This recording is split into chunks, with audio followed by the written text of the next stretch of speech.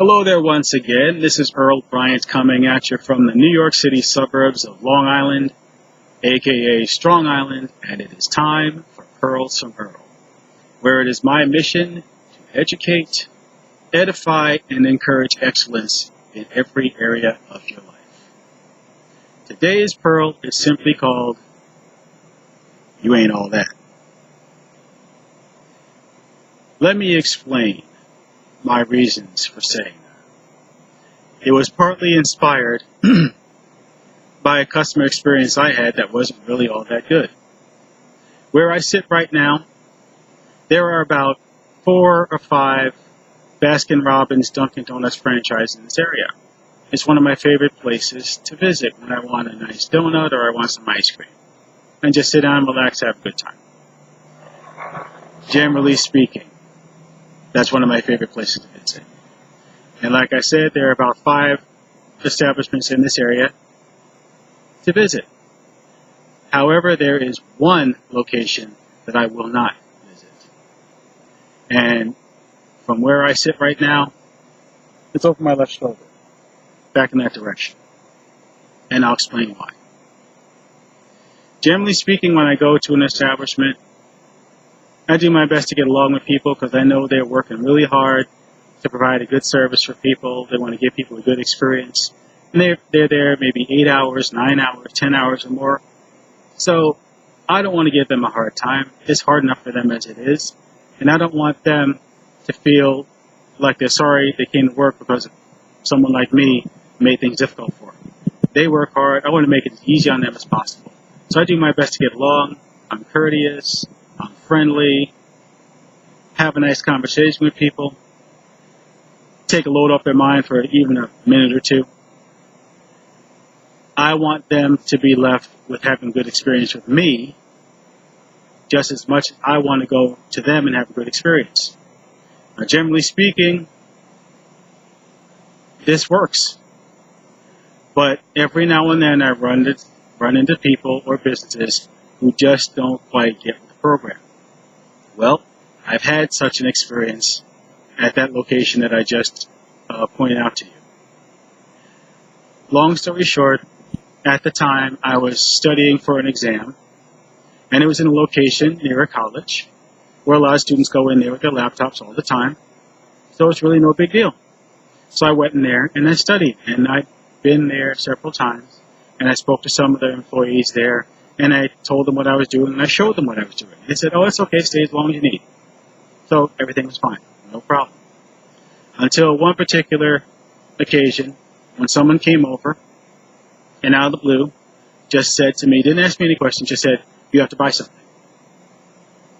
I said, okay, no problem. So I bought something. Went back to what I was working on. Figured that was the end of it.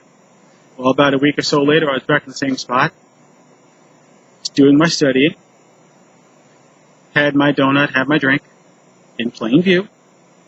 This person comes over to me and says, you have to buy something. I showed him what I was eating, which I'd already bought. I showed him my receipt. He walked away, but I could tell he wasn't very happy about it. A few minutes later, someone comes back over and says, well, you have to leave. Get out of here. Get out of here. No explanation. I'm like, well, what's going on? I just said I bought something. I'm working on something. I'm studying. What's the problem? No, you have to leave. Get out of here. Get out of here. Go. Just go. Get out of here. Well, since I didn't want any drama, I just packed up my things and walked out. I went there about a week later and spoke to some other employees, and I told them about my experience. I said, well, what gives? And they explained that some people had come in with their laptops and they were watching, shall we say, inappropriate videos on the company Wi-Fi. And I told them what I was studying. I showed them what I was studying. They said, oh, no problem. Just stay as long as you need. So I did. So I went back in there before another time, and this other employee gave me a hard time, said, get out of here. You've been here too long. You gotta go. I said, I was in here with some other personnel. They said I could stay in here and study as long as I need. No problem. He wouldn't listen. He just harassed me and told me to leave, so I just left. I found out the name of the store owner. I sent him an email. I complained about the experience that I had, said it wasn't very pleasant, I didn't appreciate it. He fires back an email, which I still have, basically giving his employees a pass and using some lame excuse that it was clearly marked in the store that you have 30 minutes to finish your meal before you can leave. Well, I've been in that store several times, looked around the establishment many times. I've never seen any such sign. In their parking lot, they do have signs that let patrons know that you can only park in their lot for about 30 minutes before you risk getting towed. Those are the only signs I've seen. Well, when I got that lame excuse from the owner, I said, well, you know what? I'm a businessman too. And my time and my money are valuable just like yours. So I'm just going to take my business elsewhere. Because there are 4 or 5 other establishments in this area that I can go to and have a much more pleasant experience. And no one's going to give me a hard time. And they're not going to bother me. And we get along great. And that's exactly what I did. Even when I took my laptop there and I pulled up my laptop and did my studying and did my writing, I pulled out my notebook and took some notes and did some writing, did some research. They were okay with it. No one bothered me. No one gave me a hard time. Everything was fine. I had a pleasant experience. And it reminded me of an article that I read several years ago, and the numbers may have changed, but the principle is the same. It says that for every positive customer experience, a business gains 2 customers on average. For every negative customer experience, a business will lose 7 customers on average. And it was Tony Robbins who has said on numerous occasions, people don't buy products or services as much as they buy experiences. And people want as many positive experiences as they can get because they want to relive those positive experiences again and again and again. People want to achieve pleasure and avoid pain as much as possible. So that's why I was saying, with regard to this particular establishment, you ain't all that. I could find somebody else who can give me the same product, the same service, but they can give me a better experience than you, so I don't need you. Now, there are some people who would hear what I just said, and they say, well, you see that? It means the customer is always right. Well, I got news for you. Customers, you ain't all that either. The customer is right if 2 things apply. Number 1, you're the right customer with the right fit for that business. As in, you have an interest or you're in the market for what that particular business is selling, whether it's a product or a service. And number 2, you have just as much responsibility in treating the business right. You have to be the right customer in order for you to be right. Now let me explain what I mean. On the flip side, when I was in North Carolina, I worked for Pizza Hut for 6 years. I was a delivery driver. I delivered pizzas to hundreds of customers over those 6 years. And generally speaking, I had very pleasant customer interactions, very pleasant experiences. I got along well with customers, very friendly, very courteous. Got along great. It was a good experience for me. It was a good experience for them because I did the best I could to deliver pizza in a timely manner and to be as pleasant and as courteous and as friendly as possible because I wanted them to have a good experience and I wanted them to remember that when they think of pizza and they think of me, that they had a positive experience. And I did my best to make sure that happened. Unfortunately, not every customer gets with the program because they have a role to play in making that experience pleasant too. And let me just point out a few examples where customers didn't quite do their part. One customer that I delivered a pizza to answered the door. I gave him his order, went over it, made sure that he got it. I showed him his pizza. As I'm closing the box, out of the blue, he asked me this question. Well, how much are your sodas? I kind of knew where this was going, but I answered the question anyway. I told him. He points at my car at the back seat and says, let me get one of them Pepsis. I had to explain to him very calmly, sir, if you wanted a Pepsi, the time to ask for that Pepsi was at the time that you placed the order. This is not the store. We only bring you what you ask for. You told us what to sell you, we sold you. We brought you what you wanted, I delivered it here, and if you wanted a pizza, if you wanted a soda, you can do one of two things. You can go to the nearest store and get a soda, or you can just call back the shop and ask for a soda. That's the end of that encounter. A similar encounter, I delivered a pizza to someone, and without asking, he pointed to my car and said, if you let me have that Pepsi, I'll give you an extra $5. I said, sir, that Pepsi over there is spoken for by a customer who called, a customer who ordered that Pepsi along with his pizza, paid for his Pepsi. He's waiting for his Pepsi. I am not going to risk my job for a $2 drink. That's not the worst one, though. The worst one was this. Customer calls the shop, employee answers the phone with a standard greeting. Hello, welcome to Pizza Hut. And they mention whatever special we had going on that week. Would you be interested? And the customer decides yes or no. If the customer says no, then he says, okay, how may I help you? What can I get for you? In other words, tell me what to sell you, I'm all ears. The customer places the order. The employee takes down the order, whether it's pizza, whether it's wings, whether it's breadsticks, however you want the pizza cooked, whether it's a hand-tossed or a thin crust, or a pan pizza, what have you. Any drinks that you want, any wings that you want, whatever sauce. And before the call is over, the employee is going to do two things. Number one, they're going to read back the order to you to make sure it's accurate, and the customer confirms the order.